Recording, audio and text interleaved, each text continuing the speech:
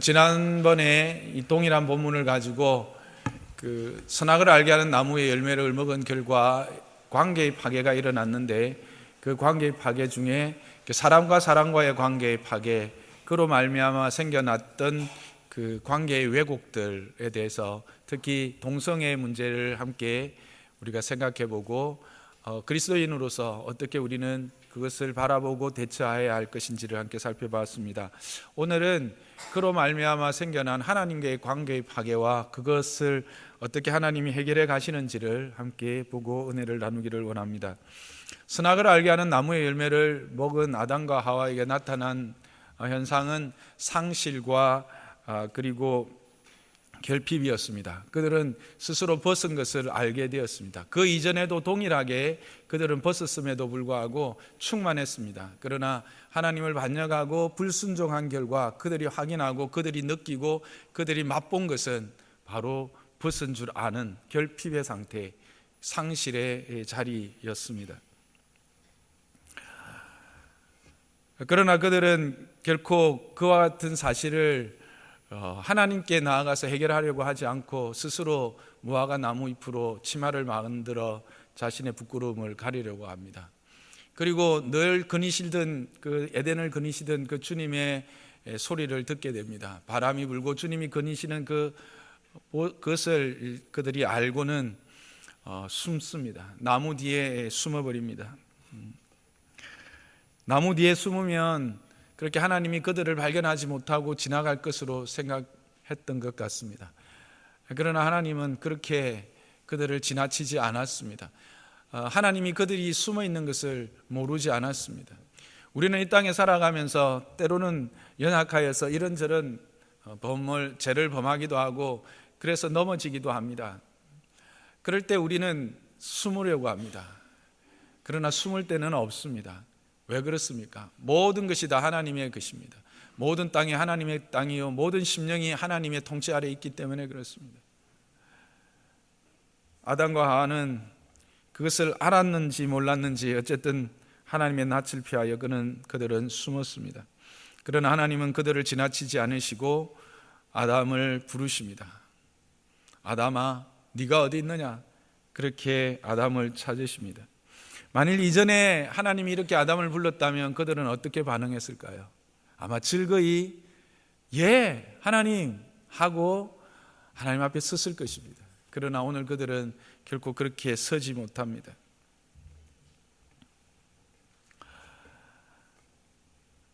우리는 하나님 앞에서 범죄하고 나면 이제 더 이상 하나님은 나와 상관없다. 이제는 하나님은 나를 잊었을 것이다. 그렇게 생각하지만 하나님은 결코 그렇게 우리를 포기하지 않으십니다. 우리가 숨고 피하고 도망가도 하나님은 우리를 찾으시고 또 우리를 부르시는데 그저 뭉퉁거려서 부르는 것이 아니라 우리 한 사람 한 사람의 이름을 기억하며 우리가 있는 자리를 확인하게 합니다. 아담아, 네가 어디 있느냐? 이것은 아담이 어디에 있는지 장소, 위치를 몰라서 묻는 질문이 아닐 것입니다. 우리의 영적 상태입니다. 너가 있어야 할 자리에 있느냐? 그 물음입니다. 내가 처한 처지, 너가 지금 있는 그 자리가 어떤 자리인지 돌아보라는 주님의 말씀입니다. 우리의 삶을 직시하라는 것입니다. 내가 처한 현실을 직시하도록 합니다.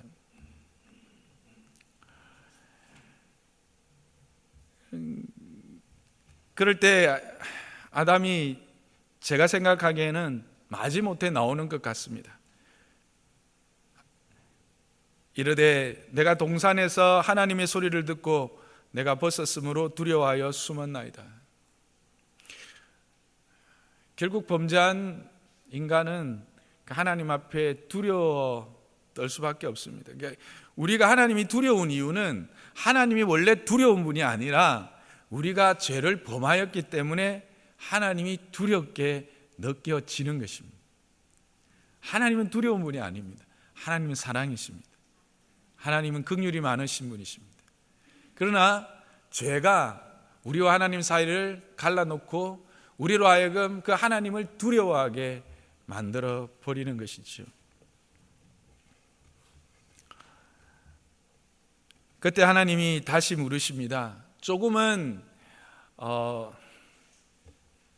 아프게 하는 질문일 수도 있는데, 그것은 아담이 처한 현실을 그대로 드러내십니다.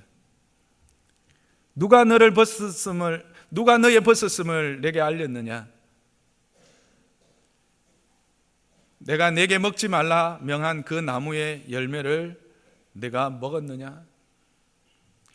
요즘 말로 하면 지적질입니다. 요즘 젊은이들 이렇게 뭔가를 지적하면 말 안 해도 알아요. 지적질 하지 마세요. 우리 아이들이 그런 이야기를 합니다. 그러나 바른 지적은 우리로 하여금 우리의 상태를 바로 보게 하고 직시하게 해서 우리로 하여금 회복할 수 있는 기회를 줍니다. 누군가 바른 것을, 정확한 것을 지적해 주지 않으면 내가 어떤 상태인지, 내가 무엇 때문에 문제가 있는지 알지 못합니다. 그래서 하나님은 우리를 부르시고 우리 앞에 찾아오셨을 때 때로는 참 아프지만 분명하게 말씀하십니다. 너의 행위의 잘못이 무엇인지, 어디에서부터 그 잘못이 시작되었는지를 직시하게 하십니다. 이것을 외면하면 회복의 기회가 없습니다. 하나님은 분명히 아담이 행한 일을 드러내십니다. 밝혀내십니다. 그것은 우리로 하여금 우리의 죄악됨과 우리의 연약함이 어디에 있는지를 보게 하는 또 다른 하나님의 은혜의 방편입니다. 아픕니다. 쓰립니다. 그러나 그것을 직시하지 않으면 문제를 발견할 수가 없습니다. 문제를 발견하지 않으면 해결할 수 있는 방법을 찾을 수가 없습니다. 하나님은 분명히 계속해서 찾아오셔서 이스라엘 그 이후에 많은 믿음의 사람들 앞에 찾아오셔서 하시는 방법은 그들로 하여금 자신의 죄악된 모습 앞에 세우시는 것입니다. 그래서 그들을 그 죄 앞에 세워 직면하게 하시는 것, 죄와 직면하게 하시는 것, 이것이 하나님의 방법입니다.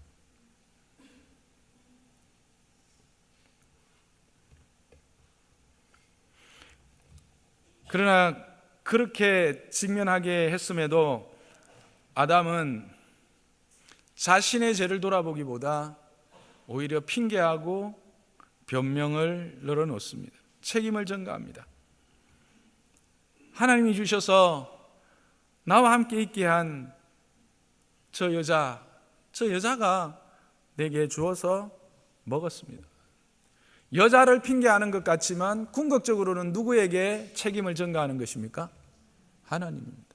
하나님이 내게 주신, 이게 참으로 안타깝게도 이 모든 그 인류의 그 최종적인 변명의 자리예요. 여러분들 그런 말 많이 듣죠. 전혀 교회도 다니지 않고 예수와는 상관없는 사람들도 무슨 문제가 있고 무슨 일들이 터지면 결국 하는 말은 뭡니까? 하나님이 계시다면, 하나님이 선하시다면 이런 일이 있을 수 있나? 그렇게 말합니다.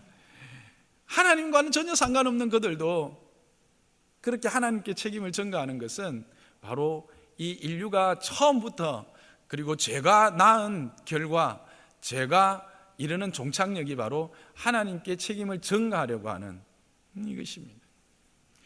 그래서 저는 한 번씩 그런 이야기를 합니다. 혹시 예수 믿으세요?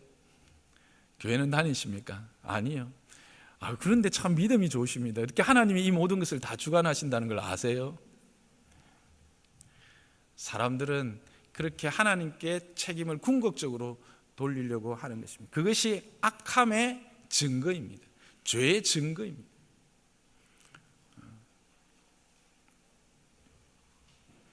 우리의 자세는 무엇일까요? 이렇게 길게 변명할 거 없는 것입니다. 그렇습니다. 주님, 제가 죄를 지었습니다. 용서해 주십시오. 제가 했습니다. 이것이 바른 자세입니다. 그런데 참 아담은 남자로서 참, 남자가 아니라 인류의 대표로서 이 모습이, 그러니까 모든 인류가 답습하는 것 같아요. 그에 비해서 하와는 그래도 짧습니다. 뱀이 나를 깨물어 내가 먹었나이다. 예. 여자가 말이 많은 줄 알았는데 남자가 더 변명이 많습니다.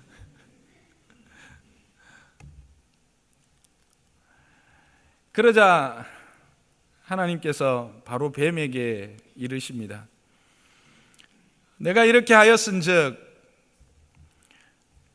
하면서 이제 너는 배로 기어다니고 평생토록 흙을 먹을 것이다. 그렇게 말합니다. 근데 여러분, 여기에서 참 중요한 한 가지를 발견하게 됩니다. 아담에게 또는 하와에게 했던 하나님의 태도와 뱀에게 하시는 태도 가운데 틀리는 부분이 있습니다. 한번 볼까요? 다시 한번 보실래요? 14절 시작. 여호와 하나님이 뱀에게 이르시되 내가 이렇게 하였으니 내가 모든 가축과 들의 모든 짐승보다 더욱 저주를 받아 배로 다니고 살아있는 동안 흙을 먹을지니라. 여러분, 이 구절에서 아담과 하와에게서 하는 하나님의 모습, 태도와 다른 것을 발견하셨습니까? 뭡니까? 네? 크게 해보세요. 질문하지 않습니다. 바로 선언하시고 선포하시고 심판해버리십니다.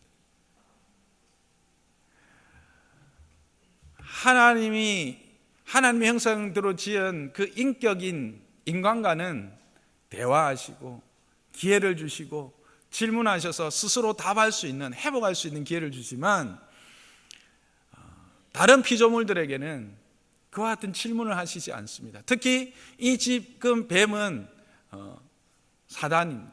사단을 대표하고 악의 권원입니다. 악에 대한 심판은 회복의 기회가 없는 것입니다. 바로 심판을 선언하십니다.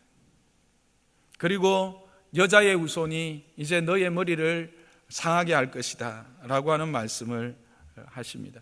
이 15절의 말씀은 참으로 소중한 말씀입니다.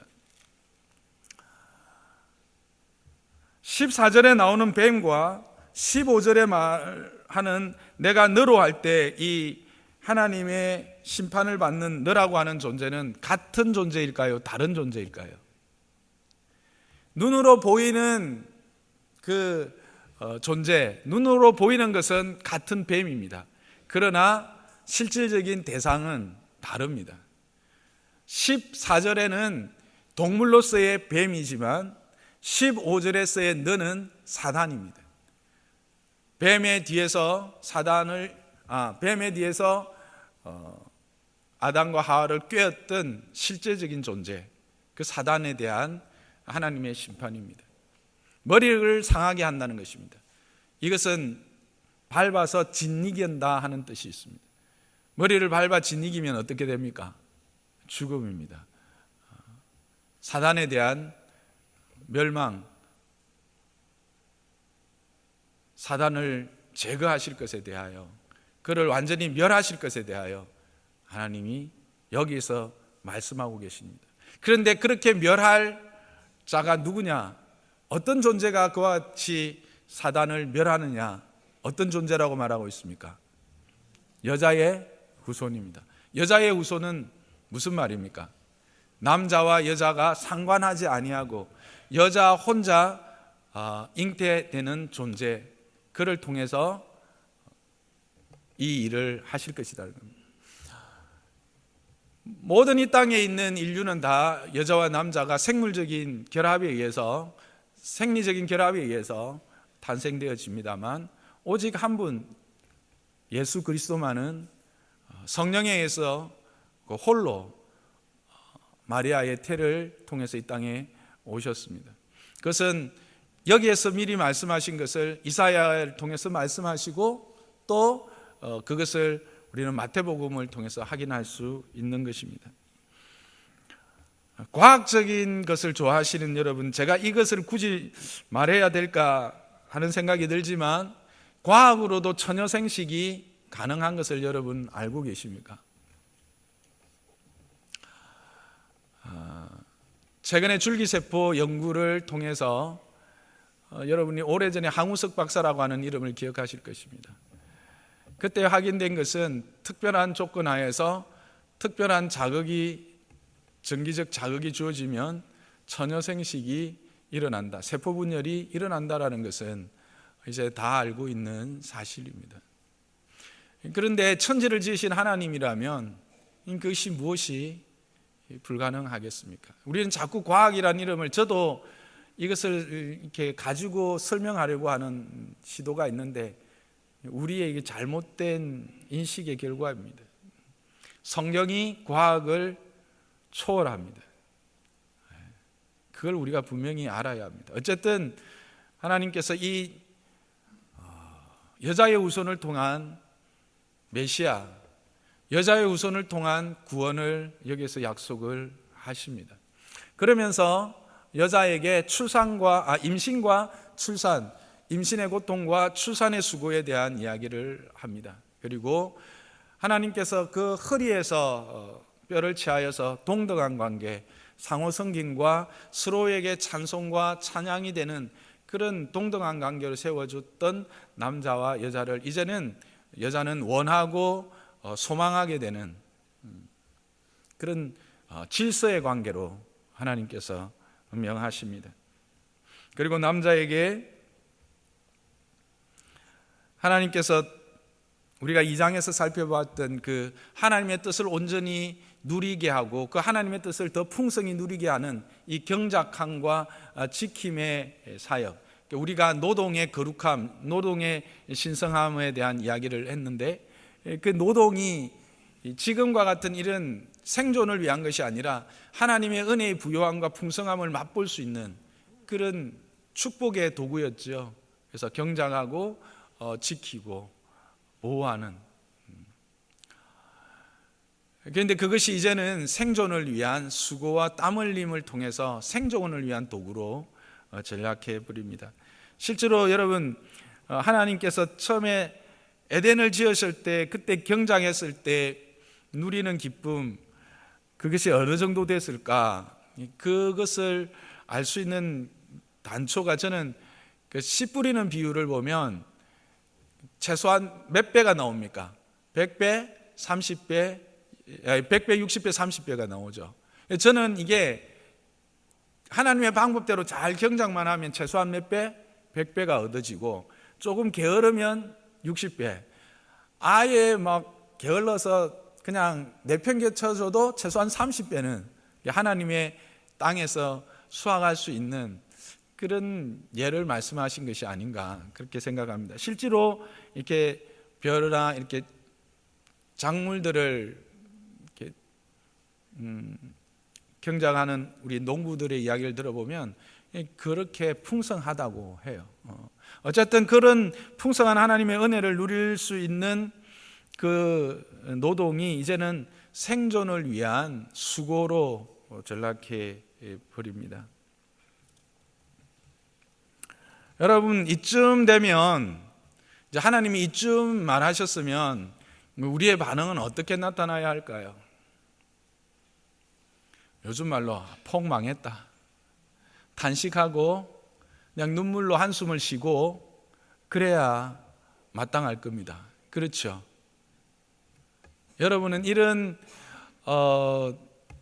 에덴의 그 기쁨과 복된 자리에서 있다가 지금 창세기 3장 16절 이하에 나오는 이와 같은 고통과 수고의 자리에 던져지게 된다. 여러분은 어떤 반응을 보이시겠습니까? 당연히 한숨을 쉬고 땅을 치고 통곡을 하고 자포자기하는 모습이 당연할 것입니다. 그런데 20절을 보면 그런 모습이 아닌 것 같습니다. 20절을 한번 보시기 바랍니다. 함께 읽어볼까요? 시작. 아담이 그의 아내의 이름을 하와라 불렀으니 그는 모든 산자의 어머니가 됨이르라. 아담이 그의 아내를 향하여 너는 이제 하와다, 야, 너 하와가 됐어, 이렇게 말하고 있는 것으로 저는 느껴집니다. 여러분, 이 아담이 하와, 즉 너는 이제 만민의 어머니가 된다, 모든 산자의 어머니가 된다라고 하는 이 이름을 주는 것이 찬가로 보이십니까? 아니면 절망의 외침이나 자포자기의 외침으로 들리십니까? 제가 너무 빨리 찬가처럼 해서 그런데 야, 니 큰일 났다, 이제 니 만민의 어머니 됐다, 어쩔래, 이런 느낌입니까? 아닙니다. 결코 먹는 날에는 죽으리라 그랬는데 지금 이 하나님의 말씀을 들으니까 뭡니까? 하나님께서 너희는 생육하고 번성하여 땅에 충만하라고 말씀하신 그 은혜가 완전히 사라지지 않았다라는 것을 확인하게 된 겁니다. 만일 그것이 사라지게 됐다면 하나님은 어떻게 선포하셔야 됩니까? 선언하셔야 됩니까? 이제 너의 태는 다시 아기를 가지지 못한다. 내 태는 이제 닫혔다. 네가 아무리 많은 지혜가 있고 많은 능력이 있어서 땅을 가꾸고 땅을 일군다 할지라도 땅은 이제 너에게 아무것도 내지 못할 것이다. 이렇게 나와야 돼요. 그렇죠? 그런데 아담이 이 말씀을 통해서 확인한 것은 뭐냐면 하나님의 긍휼인 거예요. 하나님의 회복에 대한 소망을 확인한 거예요. 그래서 제가 이렇게 말할 수 있는 근거를 디모데전서 2장 11절에서 15절을 보면 신앙생활 가운데 여자의 자세에 대한 말씀들이 쭉 나오는데 15절만 한번 읽어보겠습니다. 함께 읽읍시다. 시작. 그러나 여자들이 만일 성숙함으로써 믿음과 사랑과 거룩함에 거하면 그의 해산함으로 구원을 얻으리라. 앞에서 정숙함과 믿음과 사랑, 근데 그 앞에는 이제 순종이 나오거든요. 그래서 실제로 이 3장에도 보면 16절이죠. 여자에게 말씀하실 때 남편을 원하고 남편이 너를 다스리게 될 것이다 라는 것은 결국 그들로 하여금 순종을 훈련을 해서 그 하나님에 대한 순종의 모습으로 이렇게 세우려고 하는 의도가 있습니다. 그래서 실제로 교회도 보면 여자들이 더 믿음이 좋습니까? 남자들이 믿음이 좋습니까? 대체적으로 평균으로 따지면 여자분들의 믿음이 낮습니다. 여러분의 가정은 안 그러시죠? 그런가요? 대답이 없으시네요. 우리 가정도 그렇습니다. 우리 가정도 그렇고 많은 가정도 그래요. 그리고 그래서 보면 여성분들이 이렇게 또 많은 것도 사실인 것 같아요. 어쨌든 그런 이제 순종의 자세를 이렇게 가르치시는 건데 그것에 대해서 이제 디모데전서 2장 여기 11절부터 이렇게 쭉 일체 순종에 대한 말씀을 하시다가 15절에 뜬금없이 그의 해산함으로 구원을 얻으리라 그렇게 이야기합니다. 이게 뭘까? 앞에 이 해산을 순종하고 믿음을 낳고 사랑과 거룩함을 거하게 하는 것, 그것을 행하는 것으로 해석을 할 수도 있겠지만 이 해산함으로라고 하는 것은 여자에게만 있는 특별한 일입니다. 이것을 창세기 3장과 연결을 해보면 저는 이렇게 풀어볼 수 있다고 생각을 합니다. 해산의 과정 가운데 또는 잉태의 과정 가운데 고통과 수고가 있습니다. 그 고통과 수고를 통해서 결국은 무엇을 생각하게 될까요? 이 고통이 어디로부터 왔을까? 이 수고가 어디로부터 연유한 것인가를 생각할 수 있게 되겠죠. 그러면 결국 그것이 어디로 연결이 됩니까? 불순종으로 연결이 됩니다. 자기 자신을 볼 수가 있는 거죠. 자기 자신에 대한 문제를 직면하게 되죠. 그 직면하게 되면 그 문제에 대한 해결책으로 누구를 바라보게 될까요? 하나님을 보게 됩니다. 그래서 저는 여기 젊은이들도 많이 있는데 해산할 때 같이 있는 게 참 의미가 있을 것 같아요. 그래서 같이 얼마나 고통스럽고 얼마나 수고하는지를 함께 보면 이것이 어디로부터 왜 이렇게 되었는지를 생각하게 될 거예요.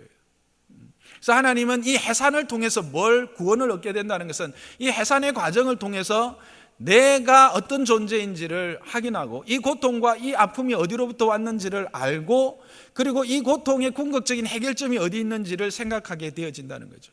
결국 누구를 찾게 되는 겁니까? 하나님을 찾게 되어진다는 거예요.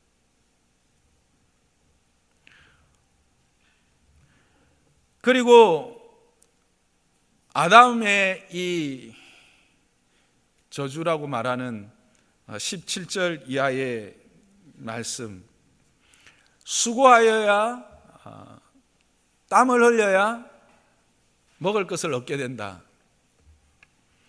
이것이 복인 것은 시편 127편이 분명하게 말해주고 있습니다. 시편 127편을 함께 보겠습니다. 시작. 여호와를 경외하며 그의 길을 걷는 자마다 복이 있도다. 내가 내 손이 수고한 대로 먹을 것이라. 내가 복되고 형통하리로다. 아멘. 여러분 1절만 보면 여호와를 경외하는 것, 그래서 그의 길을 걷는 자, 즉 여호와의 말씀에 순종하여 그 말씀대로 살아가는 자는 복이 있다 그럽니다. 그러면 우리의 생각은 어떻습니까? 아무 일을 안 해도, 아무 수고를 안 해도 살아갈 수 있는 것을 우리는 생각을 합니다. 로또를 생각하든지 상속을 생각하든지, 나도 모르는 어떤 조상이 계셔서 어마어마한 재산을 물려주는 걸 생각하든지 그럴 수 있습니다. 그런데 그 복이 뭔지가 2절에 보면 내 손이 수고한 대로 먹을 것이라 그렇게 말하고 있습니다. 여러분 생각에 어떻게 손이 수고한 대로 먹는 것이 복이냐, 그렇게 생각할 것입니다. 그러나 여러분 아파 보신 분은, 그리고 수고한 대로 수고하고 땀 흘렸는데도 손에 한 끗도 남지 않는 것을 경험하신 분은 이것이 얼마나 큰 복인 줄 아실 것입니다. 여러분 수고할 수 있는 전제 조건이 뭡니까? 건강입니다. 수고할 수 있는 전제 조건이 뭡니까? 수고할 수 있는 터전이 있는 것입니다. 그렇지 않습니까? 그리고 여러분 수고하고 땀 흘렸다고 다 그 수고의 열매가 누려집니까? 아닙니다. 수고하고 땀 흘렸는데 오히려 마이너스 되는 인생이 얼마나 많은지 모릅니다. 수고한 만큼 정직하게 땀 흘린 것만큼 얻을 수 있는 기회를 하나님이 열어두신 것입니다. 비록 가시나무와 엉겅퀴로 땅이 황폐화가 됐다 해도 내가 수고하고 애써서 그 엉겅퀴와 그 가시나무를 제거하고 그곳에 수고의 땀을 통해서 씨앗을 뿌리면 100배, 60배, 30배의 열매는 여전히 우리에게 주어지는 것입니다. 그러니까 하나님이 그 길을 닫으신 것이 아니라 하나님이 진노 가운데서도 긍휼하심을 보여주신 것을 아담은 깨달은 것입니다. 여러분에게 이런 지혜가 있기를 주님의 이름 축복합니다. 우리는 우리의 삶을 살아가다 보면 이 구조적인 악이나 또 나의 실수나 또 나의 욕심 때문에 우리는 고통을 당하고 아픔을 당하고 또 죄악 가운데서 썰어지고 그렇게 주님과 상관없는 것처럼 또 주님이 나를 기억하지 않는 것처럼 그렇게 생각하고 살아갈 때가 있습니다. 그러면서 그 모든 것들을 누구에게 전가시킵니까? 하나님에게 전가시킵니다. 하나님을 탓합니다. 핑계합니다. 주변을 핑계합니다.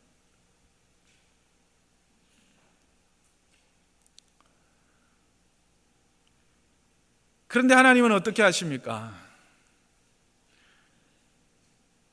하나님 우리를 찾아오십니다. 그냥 찾아오시는 것이 아닙니다. 아담은 그 나무 뒤에 숨어 있으면 그 숲이 자기를 감추어 줄 것 같고 하나님으로부터 자기를 숨겨줄 것으로 생각했습니다. 그래서 하나님으로부터 두려움, 하나님으로부터 당하는 어떤 두려움도 막아줄 것처럼 생각했습니다. 그래서 우리는 때로 우리 스스로도 또 세상 사람들도 하나님 없이 철학이라는 이름으로, 종교라는 이름으로, 문화라는 이름으로 다양한 나무들을 심고 그 나무 뒤에 숨어서 하나님 없이도 살아갈 수 있다고, 아니면 자기가 스스로 또 범죄한 그 많은 짐들을 하나님께 전가시켜버리고 그렇게 도피를 합니다. 그러나 그것이 해결되지 않습니다. 오히려 그것은 하나님에 대한 죄만 쌓아가는 것이요, 두려움만 더욱더 키워가는 어리석은 행동입니다. 그래서 하나님은 우리를 찾아오십니다. 찾아오시는데 어떻게 찾아오십니까? 그 나무를 해치고 그 나무를 비집고 들어오십니다. 끝까지 들어오십니다. 포기하지 않으십니다. 그리고 우리를 부르십니다. 아담아, 네가 어디 있느냐? 거기가 네가 있어야 할 곳이냐? 거기가 너가 서야 할 곳이냐?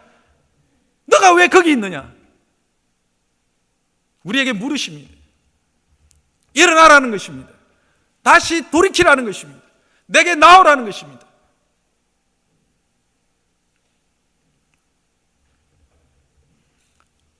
그때 우리가 변명하지 말기를 바랍니다. 그때 우리가 정말 변명하지 아니하고 직면하기를 원합니다. 내 문제, 내가 당한 이 고통의 진짜 이유를 하나님은 분명히 말씀해 주십니다. 그의 사랑하는 자들에게 그 문제 앞에 세우시고 그 문제를 바라보게 하십니다. 아픕니다. 고통스럽습니다. 그러나 그것을 직면하지 않고 직시하지 않으면 회복을 경험할 수 없습니다. 그래서 때로는 하나님이 참 무섭다 하는 생각도 실제로 듭니다. 어떨 때는 너무 좀 심하지 않는가 하는 생각도 들지만, 왜냐하면 그렇게 하지 아니하면 해결할 수 있는 참 방법을 찾지 못하기 때문에 그렇습니다. 그래서 하나님은 우리를 찾아오시고 직면하게 하시고는 우리에게 진노 가운데서도 회복의 길을 열어주십니다. 하나님의 은혜의 길을, 하나님의 은혜의 땅을 우리에게 열어 보여주시는 것입니다. 그게 하나님입니다. 그것을 보여주시는 말씀이 오늘 이 창세기 3장의 말씀인 것입니다. 하나님께서 주신 가장 값진 선물, 그게 무엇입니까? 여러분, 자유의지입니다. 계속해서 제가 말씀드리지만 이 자유의지는 우리를 얼마나 크고 얼마나 존귀한 존재로 인격으로 인정해 주시는지 모릅니다. 이 자유의지가 없었다면 우리는 요즘 유행하는 말로 개돼지입니다.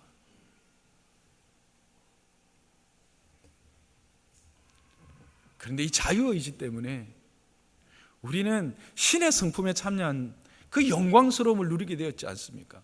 그리고 그것을 주신 이유가 뭡니까? 하나님이 허락하신 이 복되고 아름다운 땅, 하나님이 허락하신 그 복되고 아름다운 모든 것들을 하나님의 뜻을 이해하고 하나님의 뜻이 하늘에서 이루어진 것처럼 이 땅 가운데 이루어지는 일에 쓰도록 하나님이 우리에게 허락하신 것이에요. 그런데 그것을 우리는 어떻게 사용했습니까? 아담과 하와는 어떻게 사용했습니까? 오히려 하나님을 반역하는 일에, 내가 하나님이 되는 일에 그 일을, 그 복된 선물을 사용하고 말아버립니다. 그러나 하나님은 어떻습니까? 그럼에도 불구하고 우리를 포기하지 않으십니다. 그럼에도 불구하고 하나님은 우리를 포기하지 않으십니다. 찾아오십니다. 끝까지 찾아오십니다. 숨어도 찾아오십니다. 그리고 말씀하십니다. 우리를 하여금 깨닫게 하십니다.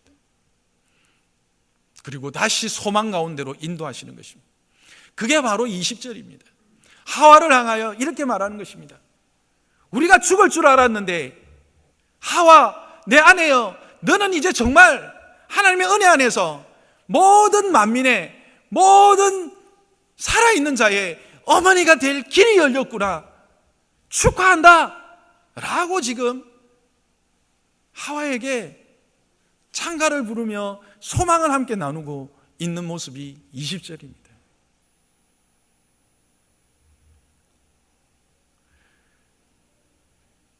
여러분, 혹 고통 중에 있고 아픔 중에 계십니까? 하나님이 여러분에게 다양한 모습으로 말씀하실 것입니다. 설교를 통해서도 말씀하실 것입니다. 믿음의 형제와 자매들을 통해서도 말씀하실 것입니다. 여러분이 성경을 읽으면서도 말씀하실 것입니다. 어쩌면 때로는 꿈으로도 말씀하실 수 있을 것입니다.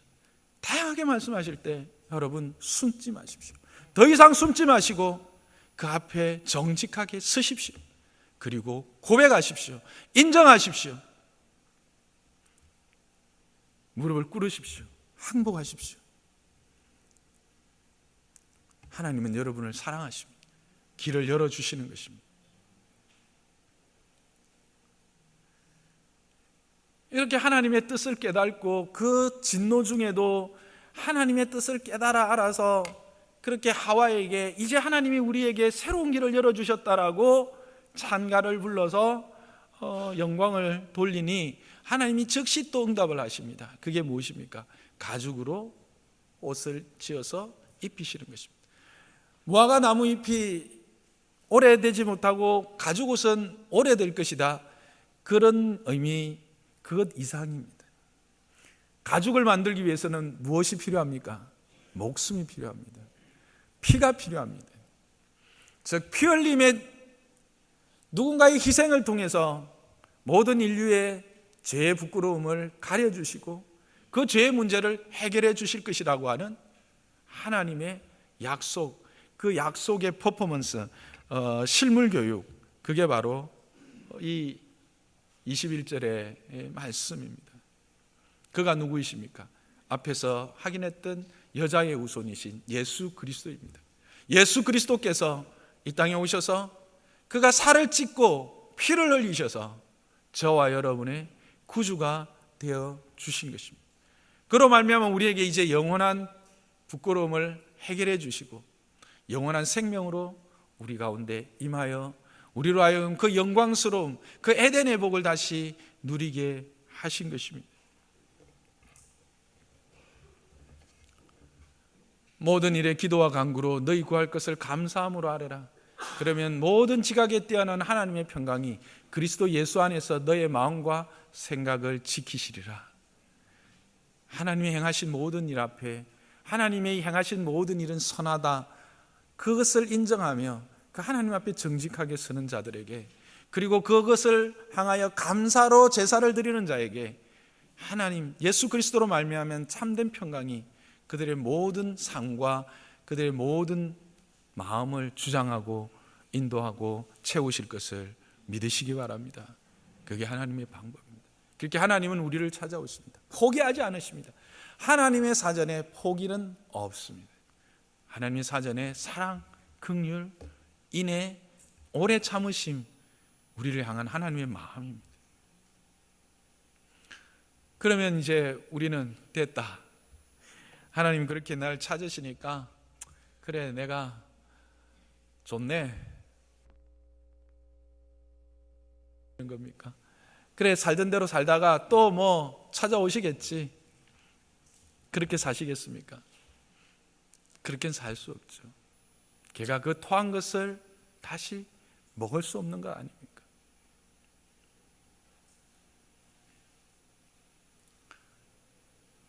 그리스도께서 우리를 위해서 죽으심으로 이제 우리를 다시 거룩하게 주의 자녀로 삼아주셨습니다. 내가 거룩하니 너희가 거룩하라고 말씀하셨던 그 이스라엘의 하나님이 이제 예수 그리스도로 말미암아 우리에게 다시 말씀하시는 것입니다. 그리스도로 말미암아 내가 너희를 거룩하게 하였다. 이제 너희는 거룩하고 거룩하여라. 그 거룩함을 이루어 살기를 주님은 지금도 우리에게 말씀하고 계시는 것입니다. 우리가 그 은혜를 입었기 때문에 이제는 우리가 그 은혜를 입은 자답게 살아가야 될 책임이 우리에게 있습니다. 단지 그것은 책임이 이전에 책임을 넘어서서 우리가 그렇게 거룩함으로 옷 입고 거룩함으로 살아갈 때 하나님께서 우리에게 허락하신 그 에덴, 새 에덴의 복이, 새 에덴의 풍성함과 부요함이 저와 여러분의 삶에 누려지게 될 것입니다. 저는 장로산나교에서 함께 예배하는 저와 여러분의 삶이 이와 같은 은혜 안에서 이와 같은 영광스러움과 이와 같은 복됨을 찬양하고 하나님 앞에 올려드리면서 세상을 향하여 분명한 하나님의 딸, 하나님의 아들로서 살아가는 증거를 보여주는 자들이 되시기를 주님의 이름으로 부탁합니다.